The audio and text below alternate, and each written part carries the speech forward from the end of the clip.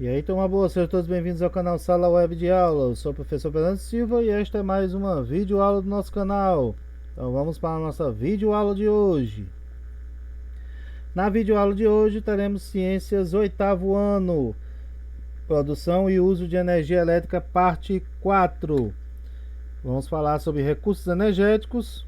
Você encontra esse conteúdo no capítulo 12, nas páginas 232 a 234 do seu livro didático. Então vamos lá para o nosso conteúdo. Recursos energéticos. Estamos rodeados de equipamentos que consomem energia, não só energia elétrica. São lâmpadas, eletrodomésticos, aparelhos de som e imagem, computadores, dentre outros. Nossa sociedade é ávida por energia, ou seja, vive também em busca de energia para o seu dia a dia. O uso de combustíveis. Vamos falar agora um pouco sobre o uso de combustíveis para o fornecimento dessa energia. Veículos motorizados em geral queimam combustíveis que são fontes de energia para sua movimentação. Vários tipos de indústria também obtêm energia para realizar atividades como o aquecimento de fornos, fervura da água, derretimento de materiais, etc. Ela obtém esse tipo de energia através da queima de combustíveis. Falando de queima de combustíveis, o gás natural, o carvão mineral e o petróleo são conhecidos como combustíveis fósseis. Esses três são considerados combustíveis fósseis, pois, segundo evidências geológicas e estudos feitos no nosso planeta, foram formados há milhões de anos a partir de restos de organismos. Tais combustíveis são fontes não renováveis de energia, ou seja, gás natural, carvão mineral e o petróleo. Com o tempo sendo usado, gastou toda a sua reserva, não terá mais, ok? Então, por isso são chamados de não renováveis. Se especula muito quanto tempo vai durar essas jazidas naturais de combustíveis fósseis. Uns cientistas julgam que em décadas, outros que ainda vai durar 100 anos, mas o que se sabe é, se não tivermos outras alternativas, um dia sendo utilizado sempre essas fontes de combustíveis serão esgotadas, por isso são ditas não renováveis. Preocupados com a possível escassez do petróleo, não só a escassez, a dificuldade de se obter o petróleo, quanto mais difícil obter um produto, mais caro ele se torna, então os preços do produto muito altos, e principalmente atendendo à necessidade de alternativas para substituir esses tipos de combustíveis do ponto de vista ambiental, pesquisadores tentam adaptar as atuais tecnologias, o que a gente tem de tecnologia, para o uso de combustíveis provenientes de recursos renováveis, ou seja, de recursos do nosso planeta que podem ser recriados novamente, certo? Com mais facilidade. O Programa Nacional do Álcool, conhecido por Proálcool, foi implantado pelo governo brasileiro em 1975. Tem o álcool proveniente da cana-de-açúcar, esse álcool é conhecido como etanol, certo? Como combustível alternativo. Durante parte da década de 1980, o Brasil chegou a ter uma frota de carros a álcool maior do que a de carros a gasolina. Nos anos seguintes, o programa passou por dificuldades, mas no início desse século, com a popularização dos motores bicombustível, ou seja, aqueles motores que tanto utilizam álcool como utilizam gasolina, o programa voltou, ganhou um novo alento, teve um novo impulso, ok? Além do álcool, que foi falado aqui, inicialmente, o primeiro, né, fonte renovável, que eu posso plantar, cana-de-açúcar, né?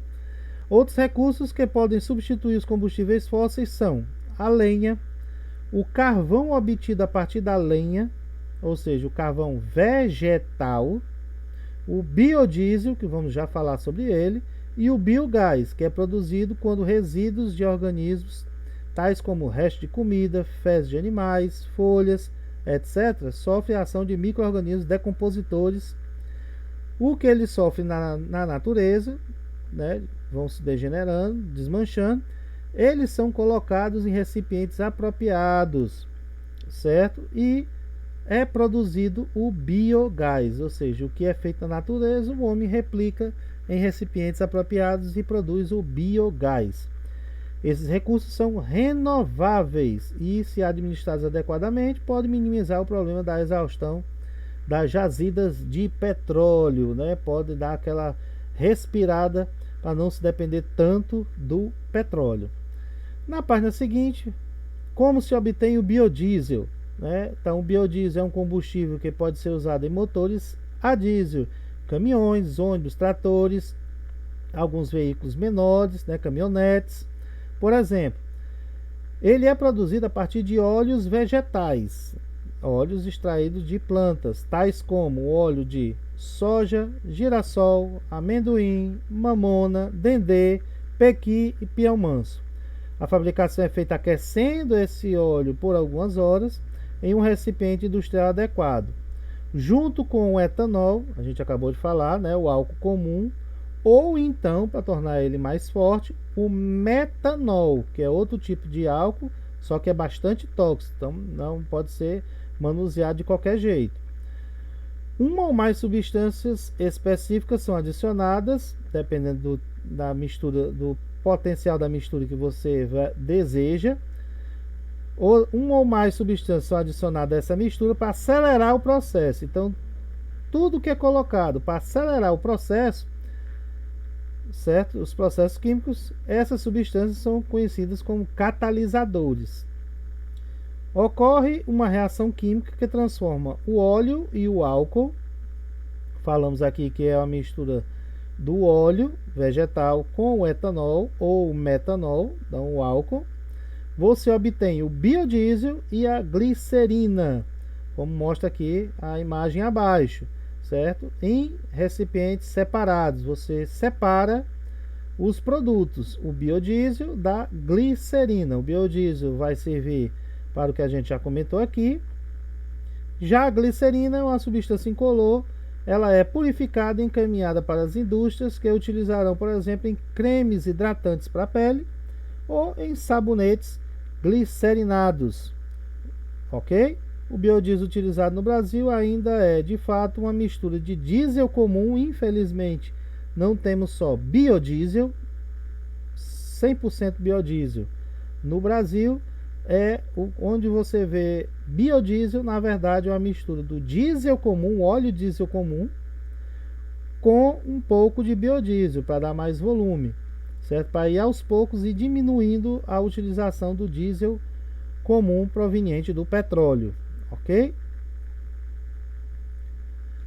Geração de energia elétrica. Vimos nesse capítulo várias fontes para se obter energia elétrica. Nós temos as usinas hidrelétricas, a energia é gerada através do movimento da queda d'água, a termoelétrica da queima de combustíveis como carvão, lenha e biodiesel, né, ou diesel. Usina eólica, movimento do vento. A usina solar, a captação da energia proveniente do sol. E as usinas nucleares, que obtém energia de processos dos núcleos dos átomos, daí usina nuclear, ok? A energia elétrica que chega às residências e aos estabelecimentos no Brasil é obtida fundamentalmente, mesmo tendo todos esses tipos, os dois principais meios, né, de fornecedores de energia elétrica para as residências e estabelecimentos são as usinas hidrelétricas e as usinas termoelétricas, ok? São os dois principais. Temos vários tipos, sim, mas fundamentalmente os dois principais meios de criação de energia elétrica para nós aqui no Brasil são as usinas hidrelétricas e termoelétricas, ok? Então esse aí foi o nosso conteúdo. Vamos aqui então para a atividade, lembrando que este é atividade impressa, que vai para aqueles alunos que não têm acesso à internet, ok?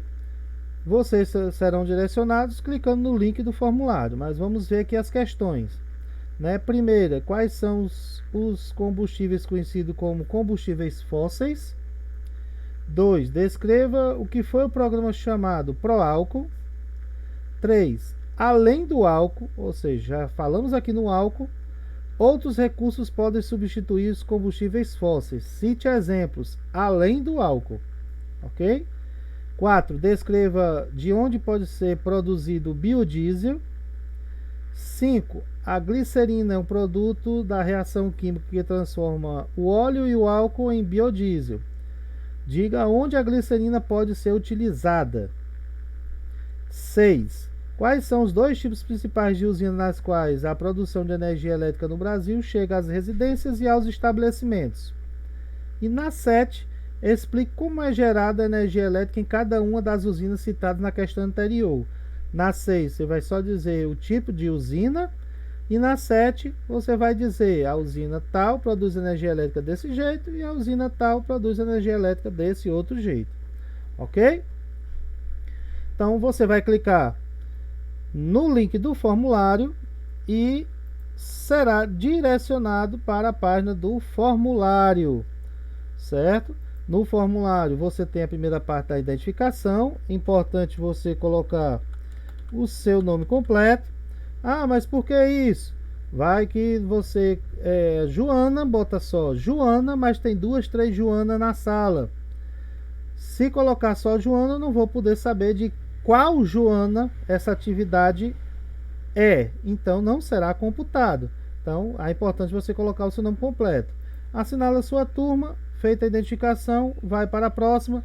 E aí você tem as mesmas questões que estava lá no material impresso.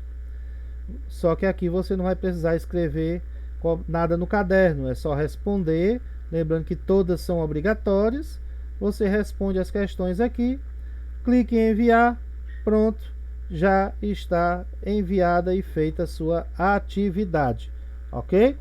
Lembrando que nós temos o nosso canal, certo? Se você não é inscrito, se inscreve aí no canal, clica aí no sininho das notificações para ficar sempre antenado com as nossas videoaulas e lives. Temos também um outro canal onde você pode acompanhar a entrega de atividades, você está entregando tudo, as notas e tudo mais, que é o nosso site, Educação na Web, beleza? E essa foi a nossa videoaula de hoje. Vamos ficando por aqui e até a nossa próxima videoaula.